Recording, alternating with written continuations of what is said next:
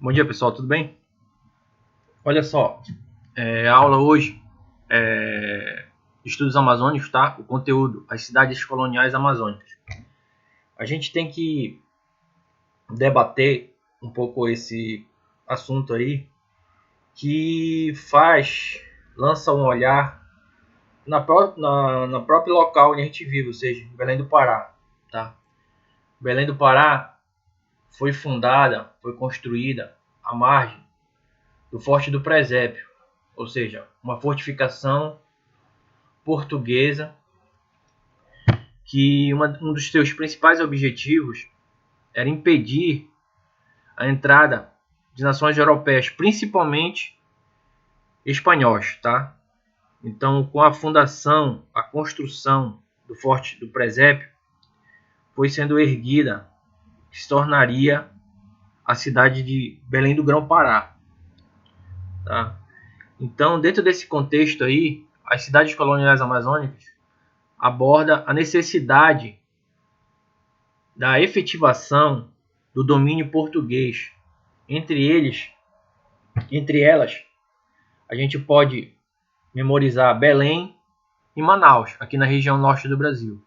Assim como ali na região nordeste também, descendo ali na região costeira, Pernambuco, Recife, também estão dentro desse contexto aí de efetivação da domínio português nessa região, tá? Então acompanha comigo aí o segundo slide aí, por favor. Então olha só, o segundo slide fala da formação das cidades. Então a gente vai lá, as pesquisas arqueológicas demonstram a existência de sociedades indígenas sedentárias na região norte do Brasil.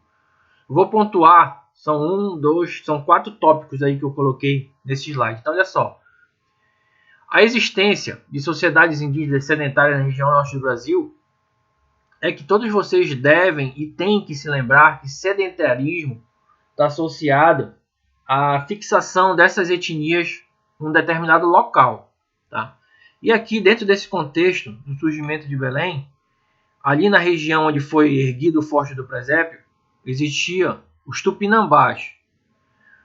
Então, alguns alunos meus ficam me perguntando, e como a gente está fazendo uma videoaula, eu vou logo tirar essa dúvida. Essa fundação do Forte do Presépio ali não foi uma forma pacífica. Não houve os portugueses chegaram lá e falaram, pegaram meia dúzia de indígenas lá dos Tupinambás e falaram o seguinte: vamos fazer aqui, vamos erguer um forte do Presépio aqui, que seria Forte do Presépio, uma fortificação. Primeiro, olha só, os portugueses chegaram lá nessa região e escolheram a região por ser elevada, ou seja, não está acima do nível do mar. Se era para fazer uma fortificação militar, era extremamente importante a visualização dessa região, ou seja, não poderia ser uma fortificação baixa, até porque para impedir o acesso da passagem de outras nações ali, principalmente espanhóis, eles colocaram logo uns canhões na boca do rio, que seria o rio Guamá ali, para evitar essa passagem, ou seja, naus, embarcações espanholas seriam afundadas, seriam bombardeadas e entrariam em choque, entrariam em conflito armado e seriam afundadas ali na entrada logo da bacia ali do rio Guamá, tá?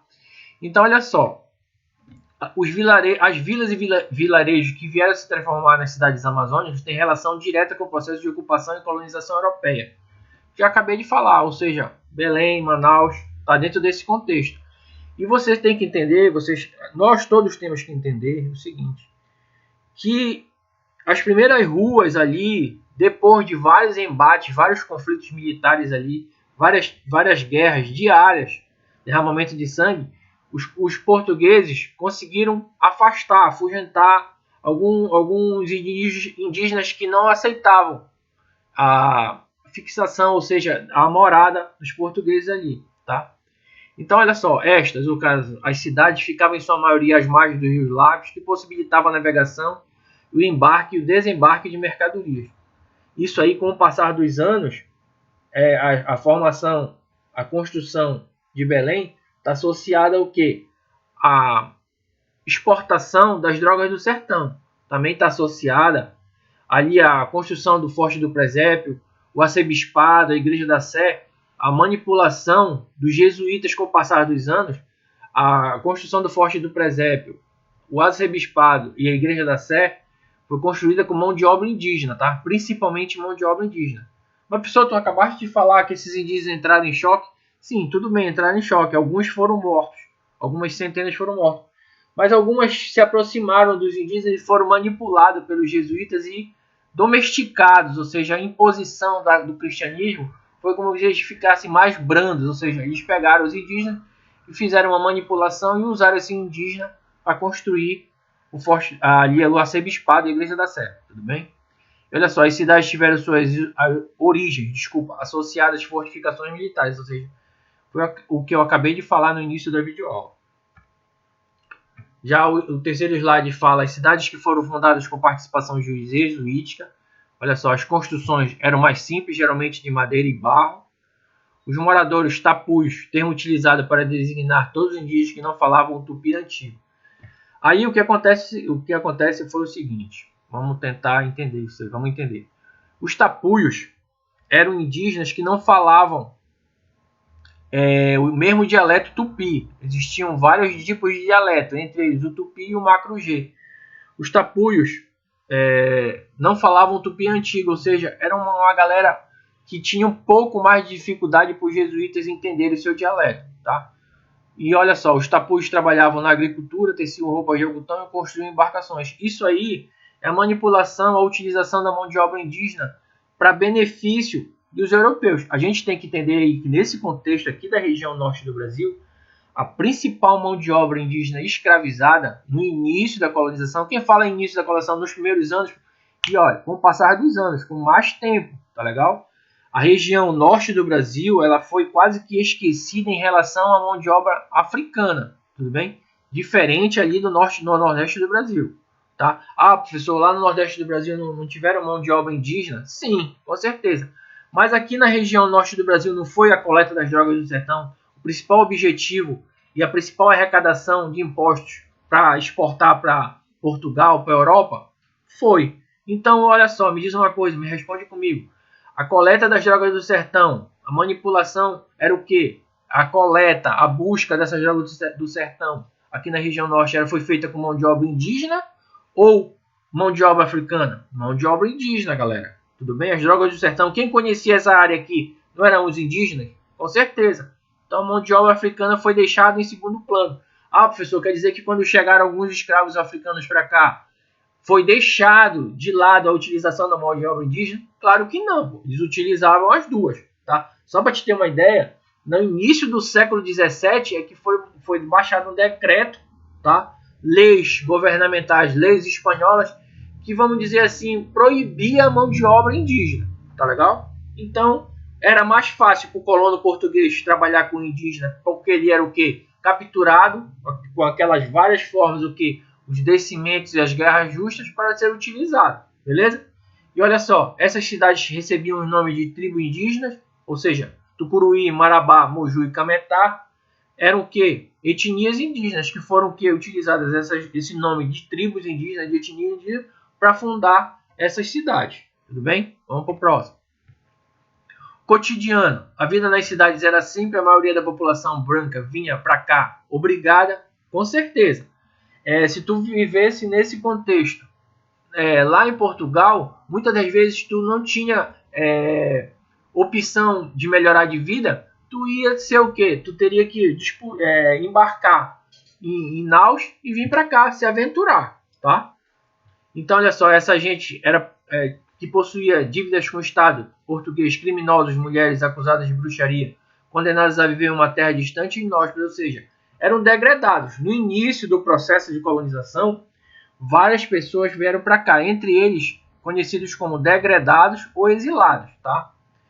Então, a falta de alimento e a luta quase que diária contra os índios e os animais da floresta representavam o maior desafio dos moradores. Galera, só para vocês terem uma ideia, há diversos relatos nesse período aí do descobrimento do Brasil, nos primeiros anos de colonização. Só para vocês terem uma ideia, uma das coisas que que causou bastante dificuldade para os colonos portugueses, só para te ter uma ideia, tiveram vários, cara, animais peçonhentos, dificuldade com ataques indígenas, mas há relatos que a gente olhando, se aprofundando com um pouco mais dentro da historiografia brasileira, dentro da história do Brasil, da colonização, só para te ter uma ideia, há dificuldades extremamente intensas da agricultura nos primeiros anos, com um inseto chamado, ou seja, das formigas que dizimavam as plantações.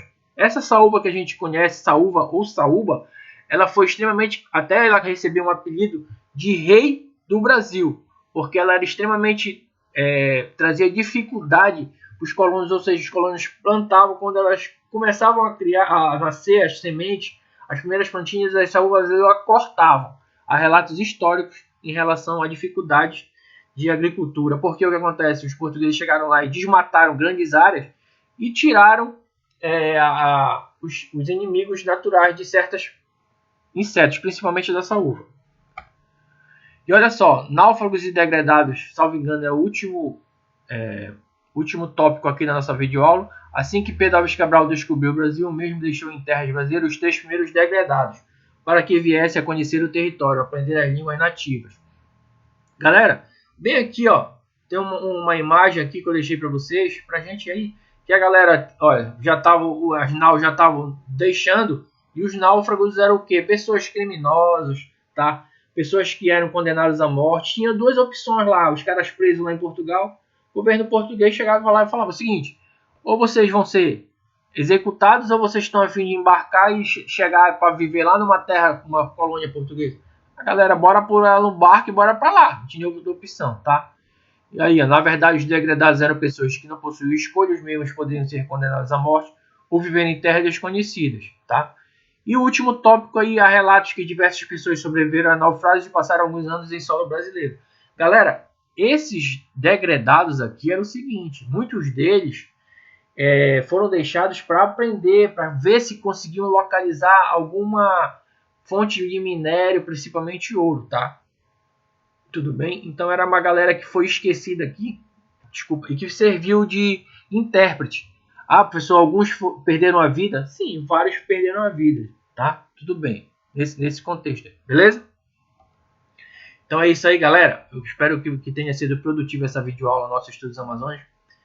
Eu vou postar, vou deixar essa semana que vem exercícios em referente a esse conteúdo, falou? Um abração para vocês aí.